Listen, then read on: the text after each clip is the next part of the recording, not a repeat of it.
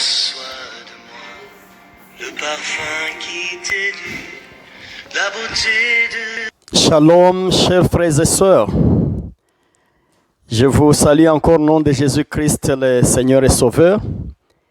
Et je vous invite à la parole de Dieu encore. Je vous informe que je vous aime tous dans l'amour à notre Seigneur Jésus-Christ. Père éternel, bénis ce message pour ce samedi, pour ce week-end. Que ça puisse encore être une grande bénédiction pour les gens qui m'écoutent. Oui, Seigneur, bénis ce métier, bénis ce service, bénis la parole. Amène les changements dans nos vies, Seigneur. Nous avons besoin de ça. Bénis moi-même, Seigneur. Bénis tout ce qui est à côté de ces messages, Seigneur. La technique et tout. Au nom de Jésus-Christ. Amen. La fois passée, je t'ai parlé d'un thème. Je disais, oui, tes ancêtres agissent dans la vie. C'était ça le message. J'ai essayé de démontrer ça qu'ils agissent. Mais je sais que ce n'est pas suffisant. Je vais continuer à le faire au fur et à mesure. Mais aujourd'hui, j'aimerais te parler de l'argent dans ta famille. L'argent dans ta famille. L'argent ou la richesse en d'autres termes. L'argent dans ta famille. Et j'ai le texte que je vais exploiter. Je vais t'inviter en Ésaïe 45, verset 1er jusqu'au 3e. Ésaïe 45, 1 à 3. La Bible dit ceci, je suis en traduction Louis II. Ainsi parle l'Éternel à son oint, à Cyrus, qu'il tient par la main pour terrasser les nations devant lui et pour relâcher la ceinture des rois, pour lui ouvrir les portes afin qu'elles ne soient plus fermées. Je marcherai devant toi, j'aplanirai le chemin montueux, je romprai les portes d'airain et je briserai les verrous de fer. Je te donnerai des trésors cachés, des richesses enfouies, afin que tu saches que j'en ai parlé avec bienveillance, avant que tu me connusses. Amen. Voici le texte d'Ésaïe que je vais t'amener comme le modèle de la délivrance. Je sais que la fois passée, je t'ai montré les 3 terrains où agissent sérieusement tes ancêtres. Et là, j'ai parlé du terrain. Le premier terrain, c'était le terrain de l'économie. La richesse, l'argent, les promotions, donc l'économie en général. Je vais bien te dire, mes frères et mes sœurs, ou vous dire, j'allais dire, la richesse de la famille existe. Quand Dieu a créé les gens, il a donné toutes les bénédictions possibles. Mais ce qui est vrai, tout ce que nous avons reçu de Dieu est aussi pillé par le diable. Il a pillé, il a volé. C'est pourquoi Jésus en a parlé à Jean. Il a dit ça. Il a dit que le voleur vient pour dérober. Donc il est venu pour piller, pour voler, pour nous diminuer de tout ce que Dieu nous a donné comme bénédiction. Et là, ce n'est pas spirituellement, puisque Jésus a déjà remis toutes les bénédictions spirituelles avec nous. Mais ici, il est question d'autres bénédictions. Il y a des dimensions matérielles, des dimensions financières. Dieu avait tout donné à l'homme. Il a tout donné aux familles, puisque il est le père de toutes les familles, comme l'apôtre Paul le dit en Éphésiens. Mais retenez que tout ce qu'il nous a donné, le méchant, l'adversaire, le voleur est venu, il a dérobé ça. Elle détient ça. Regardez comment, sur l'aspect économique, l'aspect financier, l'aspect de l'argent, l'aspect des finances, l'Église est faible. Les chrétiens et chrétiennes sont faibles matériellement. Nous prions le Seigneur et partout où nous allons, s'il y a des prophètes, les intercesseurs, ils prient pour nous, ils nous donnent des promesses. Ils nous disent que Dieu a promis. Je vois mon frère, je vois ma soeur, je vois en tout cas tu auras beaucoup de bénédictions matérielles. Je te vois un riche, je te vois un quoi. Et quand nous avons des messages comme ça, nous nous réjouissons, nous sautons, nous parlons même en langue à cause de la joie. Mais le comble maintenant, c'est quoi? C'est que nous allons attendre ça 1 année, 2 ans, 3 ans, 10 ans, 20 ans, ainsi de suite, et rien n'arrive. Au contraire, c'est la pauvreté qui nous dévore. Nous nous posons des questions. Mais pourquoi Dieu m'avait parlé, mais je ne trouve rien? J'ai fourni un peu d'efforts, mais il n'y a pas de réponse. Voilà maintenant nos questionnements comme ça. Il y a maintenant d'autres prophètes qui viennent et qui disent, mais non, c'est puisque vous n'avez pas donné beaucoup d'offrandes. Nous cherchons quoi donner, nous donnons. D'autres disent, non, mais il faut donner le premier-né. Nous allons prendre si c'est le bétail, nous donnons. Non, puisque vous n'avez pas servi un serviteur qui a l'onction, nous donnons. Puisque vous n'avez pas fait ceci. Et d'autres ont programmé des prédications comme ça. Ils ont prêché. Ils sont arrivés même à piller les chrétiens et chrétiennes. Mais malgré tout ça, rien ne change ici notre vie. C'est une grande expérience que tu as. C'est aussi une expérience à ma possession. Nous avons fourni tous ces efforts-là. Mais nous n'avons pas eu les résultats comme il le fallait. Et quand nous sommes devant les masses, devant le public, devant l'église, nous louons l'Éternel, nous le bénissons. Mais quand nous rentrons, quand nous sommes en nous-mêmes, nous avons des doutes. Est-ce que réellement Dieu est capable de faire ce qu'il m'avait promis? Est-ce que Dieu réalisera cette promesse de l'argent? Mais je travaille, mais je ne gagne pas. Et quand j'ai gagné, il y a une force qui me ravit ce que j'ai gagné. Et ça continue à déranger. Ça continue à faire du mal. Ça retarde un peu le progrès spirituel. Ça crée beaucoup d'ennuis dans la vie. Beaucoup d'ennuis dans la vie spirituelle. Il n'y a pas de progrès. Tout simplement puisqu'on revient sur le même cycle-là, on est habitué à ne pas avoir. On a des projets, mais des projets qui ne réussissent pas. Et quand les projets réussissent, il y a une force là, une pesanteur qui prend ce que nous avons reçu et ça remet encore en néant. Voilà, c'est ça la vie. Et on tourne sur ces points-là. Tous les jours on tourne. On ne sait pas ce qu'adviendra notre vie dans le futur. Mes frères, je vais t'inviter avec le message que j'ai lu. Dans ce texte, tu vas trouver qu'il y a un homme qu'on appelle Cyrus. C'est un roi puissant, que Dieu suscite juste pour aller libérer son peuple, le peuple d'Israël. Le peuple d'Israël qui se trouve en déportation, qui se trouve en exil, j'allais dire. Et le peuple est sous la domination des Babyloniens, avec les rois qui prend le peuple en otage. Il utilise ce peuple, il exploite ce peuple-là. Et le peuple, il devrait y passer 70 ans pour que Dieu puisse penser encore à remettre ce même peuple dans la terre de Canaan. Il devrait y passer les 70 ans. Mais je vais te montrer quelques réalités dans ce texte-là. D'abord, comment le peuple est parti en Babylonie? Puisque le peuple a péché. Ésaïe a prophétisé ça. Jérémie a parlé de ça. Et d'autres prophètes ont parlé de ça. Notamment Zacharie.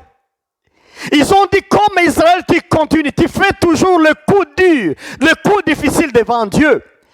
Le peuple sera déporté. Et vous allez passer 70 ans en exil encore. Mais pose-toi la question, mon frère et ma soeur, toi qui me suis maintenant. Pourquoi le peuple devrait être déporté seulement en Babylonie et pas ailleurs? Il y avait d'autres pays à ce moment-là, il y en avait. Mais le peuple est déporté uniquement en Babylonie. Je ne vais pas aller loin. Je vais te dire ceci. Le peuple est déporté en Babylonie puisque c'est là que se trouve la base de leurs ancêtres. Et là, je crois que j'ai raison. Tu peux réfléchir avec moi juste une seconde et tu vas te retrouver. Abraham, il est né en Babylonie, Ur de Chaldée. C'est en Babylonie. C'est là où il est né. C'est là que Dieu l'a parlé. Il a dit, Abraham, quitte ton pays, quitte ta patrie et quitte ta famille. Abraham a quitté, il a voyagé. Il s'est installé en Canaan. Après, il est descendu en Égypte. Après l'Égypte, il est revenu en Canaan. Mais quand son peuple, maintenant ses descendants, pêchent encore devant l'Éternel, Dieu punit ce peuple. Mais quand il punit ce peuple, ce sont les ancêtres qui réclament ce peuple-là qui a péché. Ce sont les ancêtres d'Israël qui ont réclamé leurs descendants, leurs fils et filles. Ils les ont amenés en Babylonie, puisque c'est là où ils demeuraient.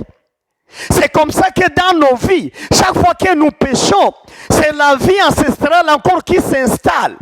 Il y a des réclamations, c'est comme si on nous amène en arrière. La vie revient là où elle a commencé.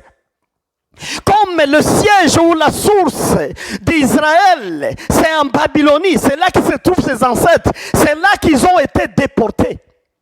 Pour ta vie, c'est la même chose. Chaque péché que tu commets, retiens qu'il y a une force qui t'attire. Il y a le pesanteur qui t'amène toujours, qui te pousse à rentrer dans la vie ancestrale. Toujours ça. C'est comme un retour en arrière. Dieu avait dit à Abraham de quitter ces lieux-là, mais à cause du péché, sa descendance encore revient dans ces lieux-là pour être prisonnier pendant 70 ans. Le péché, c'est la prison. Chaque péché, c'est une prison. Il n'y a pas de petits péchés ou de grands péchés. Chaque acte que nous commettons à l'encontre de la parole de Dieu, c'est un péché. Et ça nous ramène toujours à l'origine. Donc Israël est déporté et reste en exil chez ses ancêtres. Ils sont logés chez ses ancêtres. Que Dieu nous aide. Il faut découvrir ça, mon frère, ma soeur. Toi aussi, tu continues à mener la vie comme tes ancêtres. Tout simplement puisque ta bénédiction se trouve ravie, se trouve dans les mains de tes ancêtres. Il y a des gens qui sont en Europe, qui sont en Occident, mais qui mènent toujours la vie qu'ils menaient là où ils étaient avant, dans des milieux, dans leurs villages en Afrique. Du moins, l'Occident, ce sont là des pays civilisés, des pays de grandes civilisations dans le monde.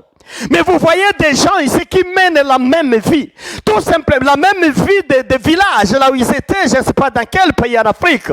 Tout simplement puisque, à cause des péchés dans leur vie, leurs ancêtres les réclament. Malgré la distance, ils peuvent être en Europe, ils peuvent être au Canada, aux États-Unis, en Australie, je ne sais où dans le monde, loin. La distance là, ça ne dit rien aux ancêtres. Mais ils réclament toujours leurs descendants. Il y a des gens qui sont ici et ils sont comme s'ils vivaient dans le village en Afrique. Tout simplement à cause de péché. C'est comme ça qu'Israël se retrouve en Babylonie, vraiment dans le siège des ancêtres. Là où leurs ancêtres étaient enterrés. Ils ont été réclamés par les ancêtres. Ils ont commis le péché et Dieu les a livrés dans le mains de leurs ancêtres. J'aimerais que ce message soit bien compris, que ça puisse amener un changement. Ils ont été amenés, déportés vers leurs ancêtres et non ailleurs. Chaque péché t'amène chez tes ancêtres. C'est pourquoi je parlais de péché des familles. C'est-à-dire, le péché que vous commettez, c'est des péchés que vos grands-pères ont commis dans le passé. Les péchés que vous commettez en secret ou en public, c'est des fautes et des erreurs, des péchés qu'ont commis vos aïeux dans le passé. Et quand vous commettez ça, vous êtes en train d'accomplir leur volonté dans ce monde. Et là, ils vous réclament, vos bénédictions, ils vous prennent en otage, vous êtes en exil sans le savoir. Beaucoup de chrétiens et chrétiennes vivent une vie périphérique. Ils n'ont pas la vie qu'il fallait et ils ne savent pas. Ils pensent que c'est comme ça qu'il devrait être. Et malheureusement aujourd'hui, nous sommes embrouillés par les promesses. Il y a des prophètes, quand ils te voient, ils ne font que te dire la bénédiction. Mon frère, je te vois élevé. Mon frère, je te vois, tu deviens gouverneur. Mon frère, je te vois, tu deviens ministre. Mon frère, je te vois, tu deviens un grand Richard. Mais ils ne te disent jamais qu'est-ce que tu peux faire pour devenir gouverneur. Qu'est-ce que tu peux faire pour devenir un grand riche. Ils ne te disent jamais ça. C'est juste proclamer les oracles de bénédiction. Mais on se rend compte à la fin que rien n'arrive. Évidemment, il y a beaucoup de gens qui meurent avec les promesses, ils meurent. J'ai entendu parler hier certaines personnes qui me disent, ils me disent non mais même si rien quoi arrive, mais si on a une promesse c'est fini. Moi je te dis, détrompe-toi encore mon frère, ma soeur. Les gens qui sont morts ou qui meurent avec des promesses, c'est 90% des personnes. Ils meurent avec les promesses que Dieu a données et ils n'ont pas vu ça de leurs yeux. Ils n'ont pas vu ça. Et la faute se trouve où? La faute se trouve dans la naïveté. Ils ont la promesse, mais ils attendent que Dieu agisse. Et pourtant, ce n'est pas Dieu qui doit faire pour agir dans ce secteur. C'est l'homme qui est le premier pas à agir. Que Dieu nous aide. Alléluia. Mon frère, écoute la parole de Dieu.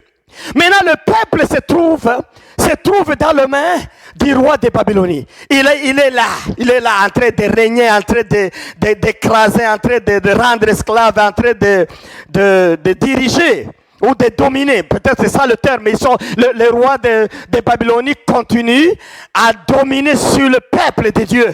Comme aujourd'hui, toi aussi, le roi de Babylonie, il est en train de mettre ses lois dans ta vie. Le roi de Babylonie, c'est l'ancêtre premier. C'est le chef des ancêtres d'Israël. C'est lui qui domine. Comme pour toi aussi, tes ancêtres dominent dans ta vie. Tu n'as pas une bonne vie. À l'extérieur ou physiquement, tu sembles être bien. C'est comme tout allait bien. Mais en tout cas, à l'intérieur, ce n'est pas ça. Tu es foutu. Tu es fini par des soucis, par des stress, par des doutes. C'est toi matière d'avenir. Tu ne sais pas ce qui adviendra à ta vie. Tu es là en train de te noyer dans le monde, dans un océan de doutes. Et ta vie n'est pas certaine. Tout simplement puisque c'est le roi de Babylonie qui est en train de dominer ta vie, qui est en train de dicter.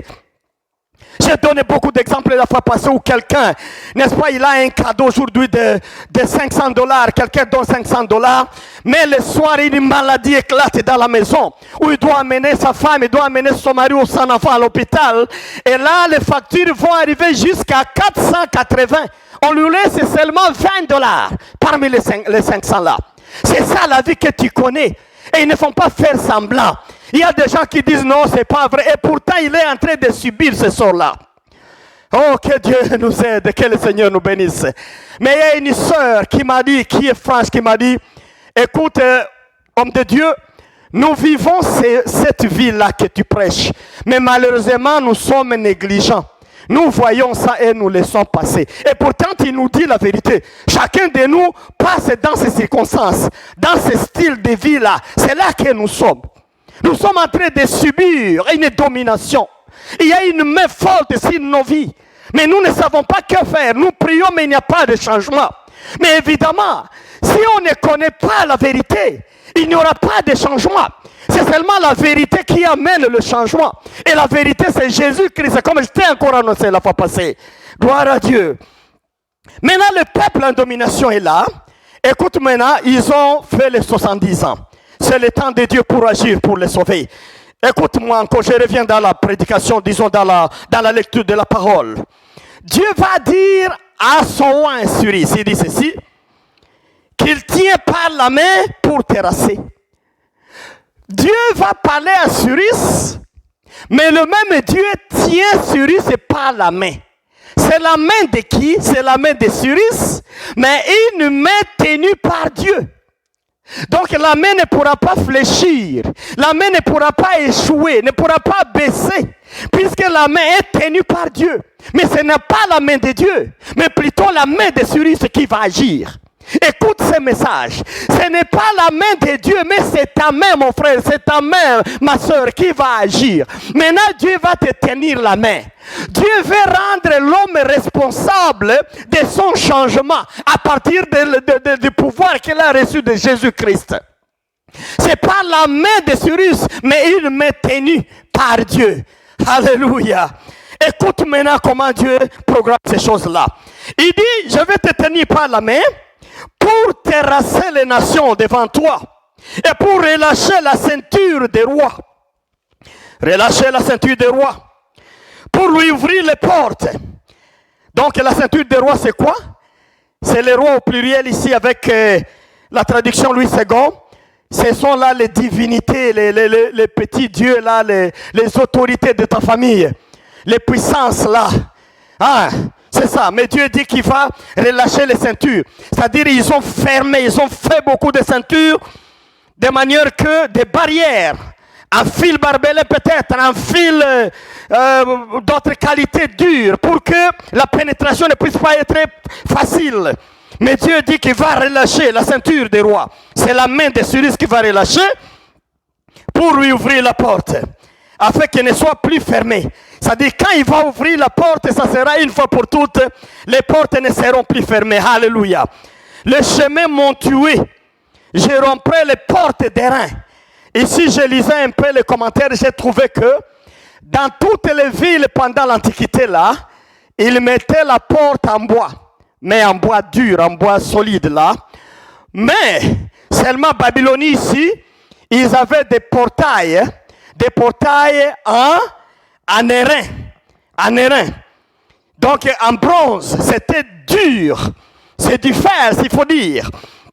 Il était presque impossible de détruire ça pendant ce temps-là, puisqu'il n'y avait pas de désarmement pour détruire ces portes-là. Mais Dieu dit que je romprai les portes d'airain et je briserai les verrous de fer. Alléluia. Les verrous de fer. Les portes de fer qui bloquent l'entrée. Est-ce que tu as la connaissance que tu peux être chrétienne et tu passes 50 ans dans l'église, 70 ans, je ne sais pas, toute la vie dans l'église, et tu as toujours des problèmes puisque il y a tes richesses, n'est-ce pas, il y a tes trésors cachés et qu'on garde quelque part. Mais quand on garde ça, il y a des portes qu'on enferme avec des ceintures. Il y a des sentiers qu'on ne met pas disponibles à quelqu'un de pénétrer. Des portes d'airain et des verrous de fer. Est-ce que tu sais ça? C'est ça la réalité qui se trouve dans nos vies. La richesse est quelque part, la bénédiction matérielle est quelque part. Tu es sauvé déjà, c'est une bénédiction spirituelle. Mais je te dis bien, je t'annonce que tu n'auras pas la richesse de ce monde. Si tu continues seulement à prier le matin, le soir et tu dors, tu dis, ça suffit ça dans la foi. La richesse de ce monde, c'est une bataille. Pourquoi une bataille, mon frère, ma soeur? C'est puisque l'argent se trouve dans les mains du diable. C'est pourquoi on l'a appelé voleur. Lui, il a volé tout. C'est lui qui a le pouvoir. Tu vas dire non ou oui. Ça dépend de ta foi. Ça dépend de ton église, la façon de t'enseigner. Mais moi, je vais te dire que un jour, Jésus était tenté par le diable. Et il l'a amené. Écoute un peu si tu vois dans l'évangile de Luc, chapitre 4, versets 5 à 6. La Bible montre un peu comment le diable a élevé Jésus. Il l'a amené en haut. Et puis quand il l'amène en haut, il lui montre le royaume. Il montre la beauté, la richesse de ce monde. Et il lui dit, écoute monsieur, tout cela m'appartient. Je vais te donner si je veux, puisque je donne à qui je veux. Mais à une seule condition de m'adorer. Adore-moi, je vais te donner ces richesses-là. Mais il est vrai que Jésus n'a pas accepté la richesse de ce monde. Lui, il a dit seulement, non, écoute-toi, diable, on doit adorer Dieu seulement et Dieu lui-même. C'est pas toi. Donc, il a essayé de dévier, évidemment. Il est venu pas pour s'enrichir, mais il est venu pour nous rendre riches. Paul le dit, par sa meurtrissure, nous sommes sauvés. Par ses plaies, par ses blessures, nous avons été sauvés. Lui qui était riche, il s'est fait pauvre pour nous rendre riches aussi. C'est-à-dire, même s'il a refusé la richesse, mais il voulait chercher les moyens de nous rendre riches en Dieu le Père. Alléluia. Et mon frère, ma soeur, écoute, Dieu n'est pas venu, il n'a pas envoyé son Fils pour nous appauvrir, mais c'est pour nous rendre riches. La richesse, c'est-à-dire, nous avons à remplir nos besoins essentiels, nos besoins nécessaires de la vie. On peut manger, on peut s'habiller, on peut vivre, on peut voyager facilement. C'est ça la mission de Dieu à nous. Et tout ça dans la gloire, dans l'adoration, louange à notre Seigneur Jésus-Christ. Mais ici, nous trouvons que maintenant le diable, il est dit devant Jésus, il dit, toutes ces richesses-là, toutes ces richesses m'ont été données. Et moi, je donne à qui je veux. Mais écoute, si tu fais un peu d'études bibliques, Jésus n'a pas dit au diable, le diable est humain. La richesse ne t'appartient pas. Il n'a jamais dit ça. Jésus l'a écouté, il sait que c'est vrai. La richesse est dans le main du diable. Ça, c'est vrai. C'est dans le main du diable. Et le même diable là donne aux gens qu'il veut. Il donne aux familles qu'il veut. Il donne comme il veut aux gens. Mais ce sont les gens qui l'adorent. Ça, c'est vrai puisque la Bible le défend. La Bible maintient ça. Il donne aux gens qui veut. Jésus n'a jamais démenti ça, c'est vrai. Au contraire, Jésus aussi, je me rappelle, quand il attendait juste quand il attendait sa mort, il a parlé avec les disciples. Je crois que c'est ça. C'est en Jean, à l'évangile de Jean, chapitre 14. Il a dit quoi? Il a dit ceci, c'est au chapitre 14, évidemment, le verset 38, si je ne me trompe pas, c'est ça. Il a dit quoi? Il dit, bientôt vous ne serez pas avec moi. Bientôt je vais cesser d'être avec vous. Tout simplement puisque le prince de ce monde, il va venir et va commencer son travail contre moi. Le prince de ce monde. Jésus aussi a affirmé qu'il y a un prince de ce monde. Le prince de ce monde, c'est le diable, c'est Satan. Ne néglige pas la force du diable. Ne néglige pas les capacités du diable. Ces capacités-là, c'est extraordinaire. Seulement, c'est en Jésus-Christ où nous avons maintenant une super puissance qui résiste et qui écrase la force du diable. Mais la force du diable est là. Même Jésus était conscient que le prince de ce monde était là, c'est le diable. Le diable, il a soutenu devant Jésus que la richesse était donnée à lui et lui avait le pouvoir de donner à qui il voulait et ne pas donner à qui ne voulait pas. Mon frère, ma soeur, je te dis ceci, écoute-moi bien s'il vous plaît, tu n'auras pas la richesse de Dieu. Tu n'auras pas toutes les bénédictions matérielles. Si tu vas attendre ça comme promesse, tu t'assois. Tu n'auras pas la richesse que Dieu a promis dans tes simples démarches d'aller au travail et rentrer. Tu n'auras pas ça. C'est un message que je lance encore au fond du cœur comme serviteur de Dieu. La richesse que Dieu t'a promise, la richesse se trouve dans le main du diable, dans le main de tes ancêtres, comme la richesse d'Israël se trouvait dans le main de ses ancêtres en Babylonie. Et Dieu a permis qu'ils pêchent, pas qu'ils pêchent, mais plutôt Dieu a permis qu'ils puissent aller là. Et une fois quand ils sont là, qu'ils aient l'occasion de l'adorer, d'adorer Dieu, Dieu du ciel, et avoir l'opportunité de ravir les richesses volées, les richesses pillées. Que Dieu nous aide, alléluia. Écoute mon frère, tu n'auras pas, ne trompe pas, les années passent, tu étais à 20 ans, tu es à 30 ans, tu étais à 30 ans, tu es à 40 ans, tu es à 50, à 55, à 60 ans, tu vieillis petit à petit. Tu dois te foutre dehors maintenant les promesses seulement d'avoir la richesse et d'être élevé. Et tu attends ça et les années passent. Moi je te dis que tu vas te fatiguer. Tu risques de mourir sans voir les promesses de Dieu. Si tu n'entres pas dans le jeu, comme Cyrus est entré dans le jeu. C'est la main de Cyrus qui bougeait, mais Dieu tenait Cyrus par la main. Alléluia. Le secret d'avoir ces choses, ce n'est pas seulement avoir la promesse, ce n'est pas seulement aller bosser les jours, travailler pour un boss, avoir un salaire, mais aussi bosser, faire le travail spirituel pour la richesse. Et moi je te dis, nous devons fournir un grand effort pour gagner, pour ravir nos richesses qui ont été emportées par les voleurs, que Jésus lui-même a dévoilé, le voleur là qui vient pour dérober. Alléluia. Écoute la parole de Dieu. Maintenant, quand Cyrus fait le travail, il ordonne à Israël de rentrer. Il dit, toi, roi de Babylonie, je te prends en otage déjà et je te dis que tu dois libérer le peuple d'Israël. Mais quand Cyrus est d'accord maintenant avec ça et il se met en route pour commencer la bataille pour libérer Israël, écoute un peu le secret que Dieu donne. D'abord, Dieu va appeler Cyrus le oint de Dieu. Il appelle le oint de Dieu. Si tu as suivi ma lecture, juste quand je lisais en Ésaïe 45, 1 à 3, ainsi parle l'Éternel à son oint. Quelqu'un qui a eu reçu l'onction, il parle à son oint. Qu'est-ce que cela te dit, mon frère, ma soeur? Chacun qui va se ranger dans les combats spirituels pour ravir les bénédictions, Dieu l'honore, Dieu le donne le nom de oint.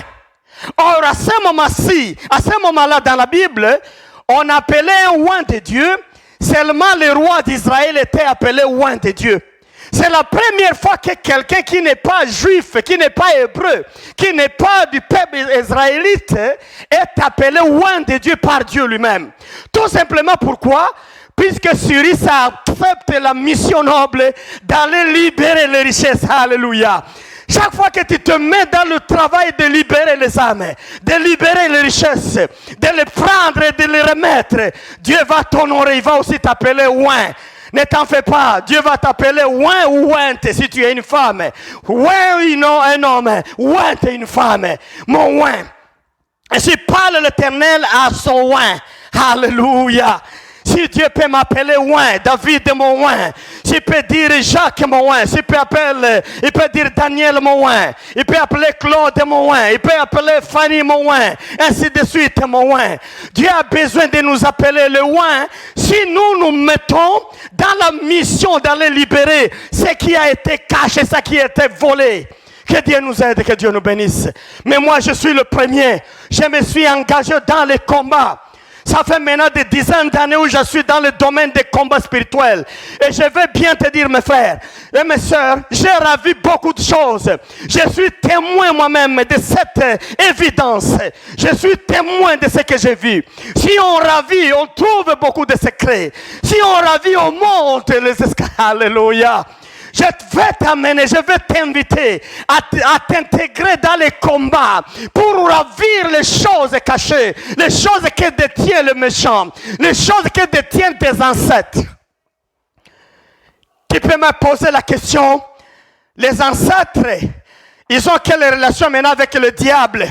Mais oui, ce qui bloque la richesse, c'est les ancêtres, mais ils sont en collaboration, en relation étroite avec les autorités dans l'air, les autorités, donc les démons.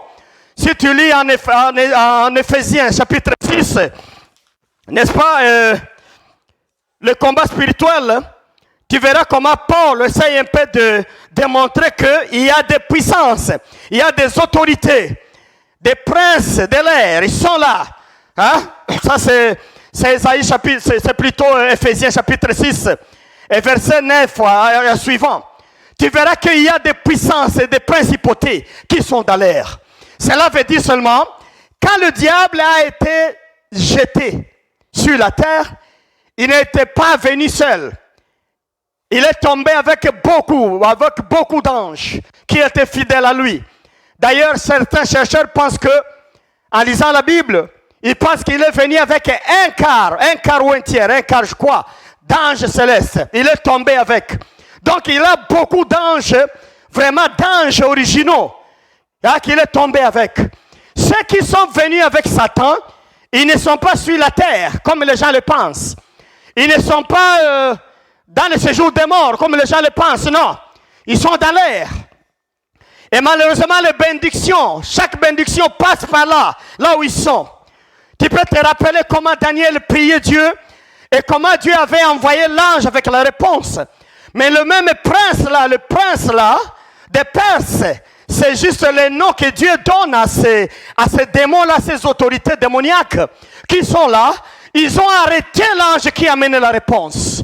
Moi, je te dis que mon frère, en matière de bénédiction, tu ne peux pas en avoir étant assis, étant en repos.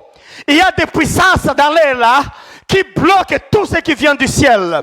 Ils ne permettent pas que cela puisse t'atterrir. Surtout en matière d'argent et finances. Tu as essayé plusieurs fois, mais tu as gagné, mais demain on te remet par terre. Il y a des anges des ténèbres, des principautés et des autorités dans l'air. Ils sont chargés de prendre toutes les bénédictions que l'homme peut avoir. Ils prennent ça en otage. C'est seulement Dieu qui peut t'aider à libérer à ce niveau-là, mais tu dois aussi t'engager à le faire. C'est pourquoi il y a une grande relation. Les ancêtres dépendent de ces principautés-là dans l'air. Ils communiquent. Et ils peuvent donner la richesse à ceux qui l'adorent, à ceux qui font des sacrifices dans le monde des ténèbres, à ceux qui cèdent les gens, ceux qui tuent les gens. ceux qui donnent le sang humain, ceux qui donnent les chances des hommes et autre chose, ils peuvent donner et ils peuvent avoir des crédits. C'est pourquoi tu vas trouver que dans plusieurs familles, il y a des bénédictions des familles. Si papa était un homme politique, tu verras même 100 ans après sa mort, il y a toujours des enfants qui émergent dans la politique. C'est tout simplement puisque papa avait fait beaucoup de sacrifices pour être politicien. Il avait demandé ça au diable. Il s'est agenouillé devant le diable. Et puis les autorités dans l'air, ils avaient donné leur accord. Maintenant, ils bénissent la famille. Ils ont dédouané les services des politiques. Maintenant, la famille donnera au monde des hommes politiques ou des femmes politiques. Ça, nous avons vu. L'argent, c'est la même chose. Il y a des familles et des riches. Vous verrez que dans chaque génération, Dieu suscite toujours 2-3 riches dans une famille. Et il y a d'autres familles qui ne produisent rien du tout là. Tout simplement, leur père, leurs parents, leurs ancêtres n'avaient pas dédouané ces choses, n'avaient pas donné de sacrifices pour que ça puisse être enraciné dans leur génération. Alors les enfants n'en auront jamais. Alors, quand il y a coopération avec les puissances et les principautés de l'air et les ancêtres, ça caractérise votre vie sur la terre. Que vous soyez chrétien, chrétienne, ces principes et ces lois vous concernent aussi. Vous serez riche si vos papas, vos mamans étaient riches. Vous serez pauvres si vos papas, vos mamans étaient pauvres. Voilà comment les choses. Et les gens du monde maintenant, la philosophie mondaine va parler quoi? La philosophie populaire. On va dire maintenant que l'argent va aux riches, comme l'eau va à la rivière. Puisque l'argent cherche toujours les gens qui ont l'argent. Évidemment, c'est ça. Celui qui a l'argent le cherche. Celui qui n'a pas l'argent le fuit. C'est comme ça la réalité. Nous avons vu ça, nous avons vu que c'est ça la vie. On ne peut pas négliger ça. L'argent cherche les riches, mais les pauvres ne peuvent pas avoir l'accès à l'argent. Ça, c'est ça. Mais c'est à toi, mon frère, de changer ces principes. Ma soeur qui m'écoute, c'est à toi de changer ces principes-là. C'est des principes issus du monde des ténèbres. C'est des principes diaboliques. Quand on est dans le Seigneur, quand on fait la volonté de Dieu, quand on a répandu, on est converti et on est vraiment 100% avec le Seigneur. Ces principes n'ont plus la force. Ces principes n'ont plus d'effet. Puisque évidemment, je sais que tu vas détruire ces principes-là et tu vas écrire une nouvelle histoire. Tu vas écrire une nouvelle histoire où Dieu lui-même commence à t'utiliser. Tu vas faire la bataille spirituelle. Tu vas changer le principe là. Tu vas enlever les portes d'airain, les portes de fer. Tu vas enlever les ceintures de mirailles. Tu vas pénétrer jusqu'à voir ce qu'il faut avoir et tu vas donner une nouvelle histoire à ta famille. Je dis toujours ça dans mes prédications. Chaque temps que Dieu nous donne sur la terre, nous devons profiter pour écrire une nouvelle histoire avec Dieu. La nouvelle histoire, c'est quoi? Nous allons ravir tout ce que le voleur a dérobé. Nous devons remettre ça dans nos familles. Que Dieu soit loué. Alléluia. Mon frère, ma soeur, ne perdez pas espoir. Je sais que tu as cherché pendant longtemps. Tu t'es débrouillé, tu te bats, tu te réveilles très tôt, tu rentres très tard à la maison, mais la vie ne change pas. Et quand tu as quelque chose, le méchant revient encore. Moi, je vais te dire que nous allons mettre fin à ça, seulement en connaissant, en appliquant la Bible. C'est pourquoi j'ai dit, la délivrance que je prêche, ce n'est pas une délivrance qui demande une autre personne, non. Toi-même, écoute la parole de Dieu, tu vas te délivrer. N'aie pas peur, tu n'as plus besoin d'aller visiter un pasteur puisqu'il a l'onction. Aucun pasteur dans le monde, aucun évangéliste ne peut te délivrer des liens ou des liens ou des cordes de tes ancêtres. Il ne peut pas, il n'existe pas. Il peut t'aider seulement, tu souffles une semaine, mais la même maladie viendra encore demain. Le même problème viendra encore après-demain. Mais si toi-même tu te délivres, tu es avec Jésus qui te tient par la main, comme il a dit à Cyrus, Cyrus, je vais te prendre par la main. C'est ta même main, je vais t'utiliser. C'est le même Dieu qui a été avec Gédéon. Il a dit que c'est l'épée de Gédéon, mais aussi l'épée de Dieu. Le Dieu qui nous cherche dans le service, qui nous cherche dans le terrain de combat. Si tu t'en vas avec ce Dieu-là, tu vas changer l'histoire. Alléluia. Je vois les gens, Je sais que j'ai donné ces enseignements à beaucoup de gens. Et il y a des gens, évidemment, qui ont changé l'histoire. Les gens qui ont changé, un jour, j'amènerai des témoignages. En live ici, je vais vous montrer, vous parler, ou je vais permettre aux gens qui ont vu des changements avec cette prédication. Et là, vous serez d'accord qu'il y a un secret qui se cache. Tu dois te ranger, te mettre, t'enrôler dans le terrain de bataille pour ravir les bénédictions que le diable t'a amenées. Gloire à Dieu. Alléluia. Alléluia, alléluia. Là, il l'appelle les oins de Dieu, mon oin. Hein? Cyrus, mon oin, mon oin. Dieu va l'appeler mon oin. Comme toi aussi, il va t'appeler mon oin ou ma ointe. À cause de la mission de libérer. Il n'y a pas une bonne chose que j'ai trouvée dans la vie chrétienne comme la mission de libérer les gens. La mission de se libérer. Alléluia. Ah, en plus de ce que Jésus a fait, nous continuons cette œuvre-là de libération. Ce n'est pas seulement la parole de Dieu. Ce n'est pas de simples prières. Mais c'est tout un ministère de libération. C'est le ministère que M. Cyrus a entrepris au nom de Dieu. Deuxièmement, Dieu dit ceci à Cyrus, il dit, écoute Cyrus, tu seras chargé de désarmer les rois. Alléluia. Désarmer les rois. Qui sont ces rois-là? C'est les rois de Babylonie qui dominent sur le peuple d'Israël. Désarmer les rois. Mon frère et ma soeur, bien-aimés en Christ, tu dois aussi te mettre à désarmer les rois. Les rois là, ce sont tes ancêtres de 3 siècles, 4 siècles, 5 siècles passés. Ils sont toujours actifs dans ta vie, ça je t'assure. Quand ils acceptent ou pas, ils sont en train d'agir. Ils ont d'impact négatif et peut-être aussi positif dans ta vie, mais surtout négatif, puisqu'ils dépendent du diable. Ils sont là en train d'agir. Ces ancêtres-là, ils sont en relation avec le pouvoir supérieur dans le ciel. Les principautés là, les pouvoirs dans l'air, dans le ciel. Ils sont là entre Dieu et les hommes, ils sont au milieu là. En train de manigancer, de tripoter, de détourner les bénédictions que les hommes devraient avoir de Dieu. Ils sont là en train de travailler. Mais Dieu dit à Cyrus, tu vas désarmer le roi. Tu vas désarmer le roi. Et moi je te dis ma soeur, tu vas désarmer les rois de l'air. L'armée de l'air, les autorités du diable qui travaillent avec tes ancêtres. Tu vas les désarmer. Il faut les désarmer, les prendre en otage, les lier, les briser, les mettre dans le feu, prendre les cendres encore, remettre dans le feu. Et tu verras des grands changements dans ta vie. Puisque ce qui bloque les changements, c'est seulement ces gens-là qui sont là, en train d'embrouiller ta vie chrétienne. Que Dieu nous aide. C'est tout un mystère, mon frère. C'est tout un mystère, ma soeur. Il faut découvrir. Et ça, tu vas découvrir quand tu t'enfonces plus dans le terrain de bataille. Tu verras un grand secret des choses que tu ne savais pas. Que Dieu vous bénisse. Il est chargé de désarmer les rois. Tu es aussi chargé de désarmer ces rois-là. Il est chargé, troisièmement, de détruire les verrous de fer. Les verrous de fer. Ne t'en fais pas là où le diable a caché vos bénédictions, mon frère. Ce n'est pas ici proche, ce n'est pas près de toi. C'est loin, c'est verrouillé par le fer. Les verrous de fer, c'est verrouillé. Donc là, il faut seulement aller avec la main de Dieu. Et la promesse est là. La promesse est déjà là. Avec la main de Dieu, on est capable d'atteindre cet endroit et détruire ce verrou de fer. Alléluia. Regarde après les 3 grandes fonctions que Dieu donne à Cyrus.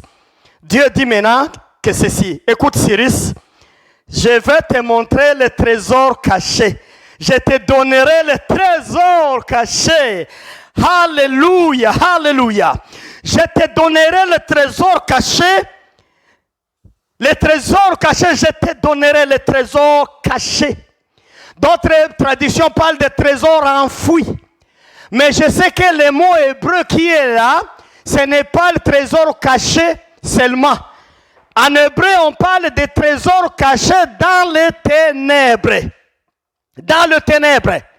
C'est-à-dire la richesse était volée par les ancêtres d'Israël et c'était caché dans les ténèbres, même toujours là en Babylonie. Et Dieu a créé cette opportunité pour Cyrus. Pas seulement de laisser aller le peuple d'Israël pour qu'il rentre en Canaan. Mais non, en Israël, non, ce n'était pas seulement ça la mission. Mais d'aller encore essayait de déverrouiller, de casser les portes, de tuer le roi qui détenait la richesse et maintenant découvrir le trésor caché dans les ténèbres et puis donner ça à Israël. Gloire à Dieu. Si tu suis bien mon enseignement, mon frère, tu es d'accord avec moi que il faut d'abord être un oint de Dieu. Deuxièmement, quand on est oint de Dieu, il faut maintenant avancer. Comme la main de Cyrus, c'est la main de Cyrus, c'est ta main toi-même, mon frère. C'est tes pieds, c'est toi-même qui va s'engager. Mais Dieu sera avec toi pour désarmer le roi. Il faut commencer à désarmer ces puissances-là. Il faut continuer à détruire les verrous de fer. C'est à ce moment-là, après avoir fait cette grande démarche-là, maintenant, vous allez tomber sur les trésors cachés. Mais ces trésors cachés-là, c'est quoi? Quand nous regardons, quand Cyrus maintenant disait au revoir au peuple d'Israël, il les a donné de l'or et de l'argent. Il a donné beaucoup de richesses. Ils sont rentrés forts financièrement. Je vais te dire, pour qu'un chrétien, une chrétienne devienne riche, vraiment, dans la richesse que Dieu donne, il doit faire ces opérations-là, être un oint de Dieu, s'engager dans les combats, et puis détruire le roi, détruire les verrous de fer.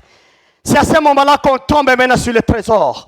Écoutez mon frère, il y a un trésor caché quelque part, mais c'est caché par tes ancêtres, en complicité avec les autorités et les principautés du ciel. Que Dieu te bénisse mon frère, que si tu peux écouter ce message et t'engager dans une nouvelle dimension de combat spirituel. Il y a des chrétiens seulement qui échappent le péché, qui évitent un peu le péché. Il est là, il va à l'église et donne l'offrande. C'est très bien tout ça. Mais ça serait excellent si, monsieur, tu peux ou madame, tu peux te mettre dans le champ de bataille. Tu verras beaucoup de choses. Ta vie spirituelle va évoluer. Tu verras beaucoup de dimensions que tu ne savais pas. Il faut te mettre dans les combats pour ravir. Alléluia. Maintenant, écoute. Il y a une chose avant de terminer ce message que je voulais amener à ta connaissance. Il y a beaucoup de gens aujourd'hui qui ont des bénédictions dans leur famille, mais des bénédictions qui viennent de leur famille. C'est-à-dire les ancêtres peuvent aussi donner. Comme je disais, un papa était un politicien, mais les progénitures, c'est des politiciens qui vont naître au fur et à mesure. Hey, un papa était commerçant, mais on voit toujours c'est la famille des commerçants, des hommes d'affaires. Et l'argent les suit partout où ils sont. Ça c'est réel, puisque les ancêtres donnent. Ils ont dédouané ça. Si le premier ancêtre a donné des sacrifices pour le commerce, la suite sera comme ça. On aura toujours des commerçants, des hommes d'affaires, et ils auront toujours l'argent avec eux. Mais c'est l'argent qui ne vient pas de Dieu. C'est l'argent de l'héritage ancestral. C'est l'argent qui vient de la famille. C'est l'argent qui n'a pas toutes les bénédictions de Dieu. Qui va me poser la question comment? Oui, il y a beaucoup de chrétiennes qui sont à l'église même et qui donnent l'offrande. Mais leur argent n'a pas l'origine du ciel. C'est l'argent qu'ils ont eu de leur héritage, de l'héritage du sang. Ils ont eu ça puisque les ancêtres avaient dédouané ça avant. Ils avaient sacrifié les gens. Ils avaient donné du sang. Ils avaient donné ceci, cela. Ils avaient donné leur chance pour en avoir. Et les enfants continuent. Tu te verras maintenant, tu es un enfant de cette famille. Tu ne fournis pas beaucoup d'efforts. Juste tu vas seulement, tu rentres, tu fais des petites choses là. Même le commerce des savons, le commerce des beignets, le commerce, je ne sais pas quoi, de bonbons. Un petit là, et puis ça pousse. Bientôt tu es milliard. Puisque tout simplement, tes ancêtres avaient déjà dédouané ça. Et il y a des gens qui confondent ces bénédictions. Ils pensent que ces bénédictions viennent de Dieu. Moi, je vais t'annoncer encore, non, ça ne vient pas de Dieu. Mais un jour, je vais t'enseigner comment tu peux changer la direction. Même si la bénédiction vient des ancêtres, tu veux prendre cette bénédiction-là et amener ça, et mettre ça dans la voie de Jésus. Alléluia. Cela est possible, je vais t'enseigner un jour. Rappelle-toi comment un riche un jour voulait suivre Jésus. Et Jésus lui a dit quoi? Il a dit, écoute monsieur, amène tout ce que tu as d'abord, donne ça aux pauvres, je vais te dire. Mais pourquoi? Puisque le Messie avait la richesse qui venait des ancêtres, de la démarche charnelle, de l'effort physique, de la sueur, disons de l'injustice par exemple. Ça, Dieu ne compte pas, c'est pas bien. Si mon frère, ma soeur, tu es seulement riche comme ça, l'argent pousse avec toi, tu ne sais pas la cause, et tu n'as pas beaucoup demandé ça à Dieu, tu n'as pas fait de bataille spirituelle pour ça, je vais t'annoncer seulement, retenez que ta richesse vient dans ta descendance. La richesse vient de ta progéniture. La richesse vient de tes ancêtres. Ils avaient dédouané ça avant. Quelqu'un ou quelqu'une avait la richesse comme tu as dans la famille. Cela ne devrait pas t'enorgueillir. Si je t'amène dans la Bible pour terminer, je vais t'inviter à lire le texte de Psaume 75, versets 6 à 7. En français belge, c'est un psaume 75, versets 6 à 7. La Bible dit ceci. N'élevez pas si haut votre tête. Ne parlez pas avec tant d'arrogance. Car ce n'est ni de l'Orient, ni de l'Occident, ni du désert que vient l'élévation. Mais c'est Dieu et celui qui juge. Il abaisse l'un plutôt, et il élève l'autre. Écoute, la bénédiction ne vient pas, l'élévation ne vient pas de l'Orient. Je vais m'arrêter par là aujourd'hui puisque j'ai toujours à t'enseigner, ce n'est pas seulement aujourd'hui. La bénédiction ne vient pas, l'élévation ne vient pas de l'Orient. Ça, c'est quelle bénédiction? C'est la bénédiction de la lignée ancestrale, puisque le premier peuple vient de l'Orient. Adam et Ève, c'était en Orient, dans le jardin d'Éden. Mais dans les entourages, c'est là où Abraham est né. C'est toujours en Mésopotamie. Il y a la richesse là de l'Orient qui suit quelqu'un. Mais Dieu, il est en train de dire que l'élévation, ce n'est pas celle qui vient de l'Orient, là où l'origine de la vie a commencé. Là où les ancêtres se trouvent, là où ils ont fermé. L'élévation ne vient pas de là. Mais l'élévation vient de Dieu. C'est-à-dire quoi? Quand Dieu veut t'aider maintenant, il va t'utiliser. Si tu avais la bénédiction des ancêtres, l'épée là qui donnait, il va briser ça et pour aller voler, pour aller ravir ce qu'ils ont volé. Je voulais dire, il faut aller prendre ça. C'est-à-dire, la petite bénédiction qu'ils sont en train de véhiculer, c'est pourquoi le diable s'est frappé la poitrine et devant Jésus, il disait, tout ça, ça m'a été donné, je donne à qui je veux. Il donne le 1/10, le 9/10, il cache là. C'est le 1/10 là que nous appelons aujourd'hui bénédiction ancestrale. On est riche puisque l'un des ancêtres était riche. C'est le 1/10 de tes bénédictions. Mais quand Dieu t'a créé, mon frère, n'est-ce pas, il t'a donné de grandes bénédictions. Jésus lui-même, il est venu nous enrichir en Jésus-Christ. Il est venu nous enrichir spirituellement. Et en toutes choses, là où nous touchons, là où nous allons, là où nous cherchons, là où nous prions, il est venu nous enrichir dans la vie en abondance. Maintenant, quand nous engageons dans le combat, la bénédiction viendra de Dieu puisqu'il va permettre que tout le trésor qui était caché puisse revenir à nous. N'ayez pas confiance avec les bénédictions de ta famille. Tu peux faire la différenciation. Tu peux essayer de voir, d'examiner, de chercher, analyser, voir si ce que tu as, ça ne vient pas de tes parents. C'est seulement pas de tes parents proches même. Parler de tes parents en général. Donc, qu'ils étaient comme ça et toi-même. Tu es seulement leur modèle, leur type, par exemple. Mais moi, je te dis que la parole de Dieu dit, la bénédiction, l'élévation ne vient pas de l'Orient. On doit plus se contenter de ces bénédictions-là de l'Orient, qui ont comme résultat, c'est quoi? C'est l'orgueil. C'est pourquoi, si vous avez suivi ma lecture de la Bible, qu'est-ce qu'on dit là? On dit, n'élève pas si haut votre tête. Ne parlez pas tant avec arrogance.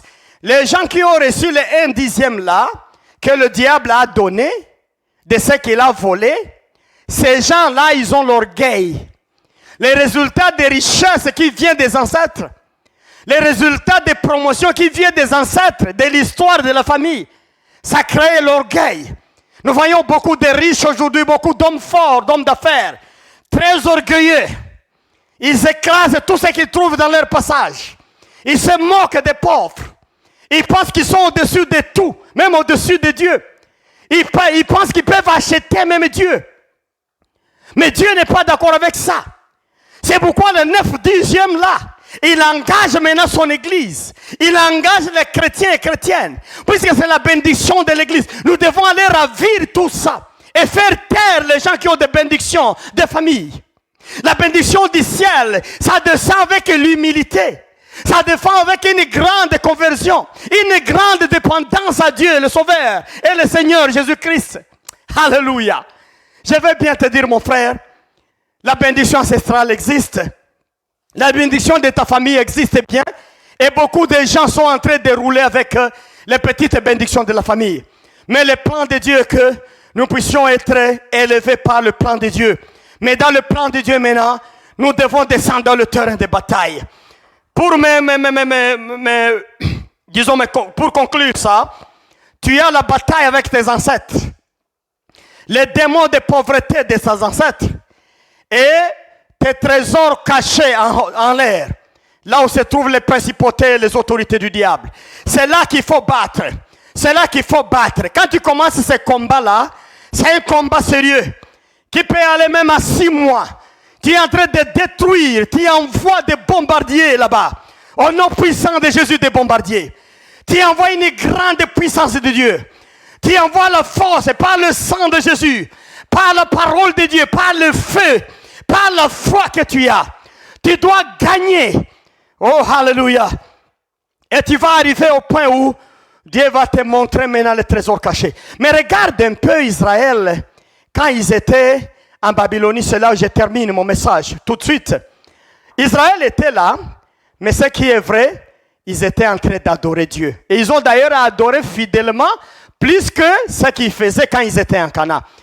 Il y a des gens qui jouent. C'est à ce moment-là les gens comme les Daniel, les Néhémie, les Esther et d'autres là. Ils ont adoré les dieux. Ils ont gardé la tradition qu'ils avaient, la tradition avec leur Dieu, d'adorer Dieu. L'unique Dieu est le Jéhovah. Ça, ils ont gardé. Dieu était content. Maintenant, il promet la délivrance. Voilà pourquoi il utilise Cyrus pour venir. Maintenant, Cyrus, Dieu le promet d'aller trouver les trésors cachés. Pour trouver tes trésors cachés, enfouis dans les ténèbres, c'est un combat qui va engager encore ta vie. Je sais que tu es chrétienne pendant longtemps, mais je t'invite à engager une bataille avec les ancêtres qui détiennent, qui ont volé tes bénédictions. Ils t'ont laissé les miettes, juste les miettes là. Il faut engager une grande bataille contre ces gens-là. Il faut engager. Mais ils travaillent avec le prince de l'air. Il faut frapper partout là, par la puissance. Et tu verras comment les choses vont changer au fur et à mesure. Que Dieu te bénisse, mon frère. Je te dis que la vie chrétienne est large. On ne doit pas se limiter à ce qu'on a appris à l'école de dimanche et ce qu'on répète tous les jours. Il y a toujours des dimensions. Je t'amène dans cette dimension maintenant, de faire des grandes attaques. Regarde maintenant cette délivrance, qui est une délivrance spirituelle. Une délivrance physique, mais aussi une délivrance matérielle. Alléluia. La délivrance doit être spirituelle. C'est ce que Jésus a déjà fait. La délivrance doit être physique. Même nos corps doivent être délivrés de la domination de ces princes-là de Babylone. Mais aussi nous devons être délivrés financièrement et matériellement. Ça c'est le plan de Dieu. Mais ça c'est dans le bataille, dans un combat ardu que nous allons mener. Mais Dieu il est là, il dit à M. Cyrus, je vais te prendre par la main. Mon frère, ma soeur, tu ne ferais pas ça toi-même. Quand on est dans les combats, n'est-ce pas? C'est maintenant là que Dieu descend et il nous accompagne. Je vais te livrer un secret avant de terminer. L'ennemi ne voit pas, il ne te voit pas toi, comme monsieur tel ou madame tel, non. Il ne te voit pas, il voit plutôt l'ange de Dieu. Donc Dieu, comme il a dit à Cyrus qu'il va le prendre par la main, mais Cyrus, dans les combats, il prenait l'allure de l'ange de Dieu combattant. Et c'est là que la guerre maintenant devient plus facile, puisque Dieu va s'incarner en nous en tenue de combat. Et nous allons continuer, nous allons briser, nous allons casser, nous allons prendre ces rois en otage, jusqu'à découvrir un trésor caché. Je vais encore répéter, mon frère, ne meurs pas sans aller trouver le trésor caché de ta vie que le diable a caché.